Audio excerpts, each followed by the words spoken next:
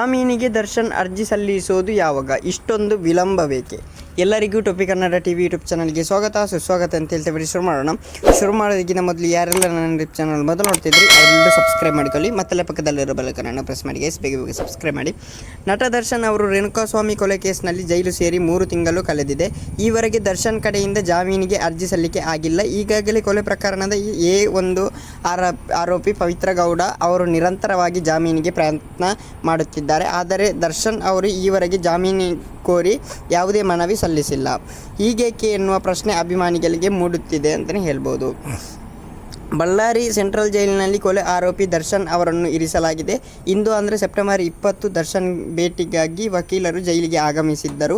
ಈ ವೇಳೆ ಜಾಮೀನು ಅರ್ಜಿ ವಿಚಾರ ಚರ್ಚೆ ನಡೆಯಲಿದೆ. ಸೋಮವಾರದ ವೇಳೆ ಜಾಮೀನು ಅರ್ಜಿ ಸಲ್ಲಿಕೆ ಆಗುವ ಸಾಧ್ಯತೆ ಇದೆ. ಇದನ್ನು ಕೇಳಿ ಫ್ಯಾನ್ಸ್ ನಿಟ್ಟುಸಿರು ಬಿಟ್ಟಿದ್ದಾರೆ.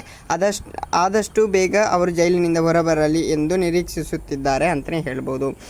ದರ್ಶನ್ ವಿರುದ್ಧ ಚಾರ್ಜ್ ಶೀಟ್ ಸಲ್ಲಿಕೆ ಆದ ಬಳಿಕ ವಕೀಲರು ಬಳ್ಳಾರಿ ಜೈಲಿಗೆ ಬಂದಿದ್ದರು. ಈಗ ಅವರು ಜೈಲಿಗೆ ಬಂದ ಕೆಲ ದಾಖಲೆಗಳಿಗೆ ಸಹಿ ಪಡೆಯಲಿದ್ದಾರೆ. ಆ ಬಳಿಕ ಜಾಮೀನಿಗೆ ಅರ್ಜಿ ಸಲ್ಲಿಕೆ ಮಾಡಲಿದ್ದಾರೆ ಎನ್ನಲಾಗಿದೆ.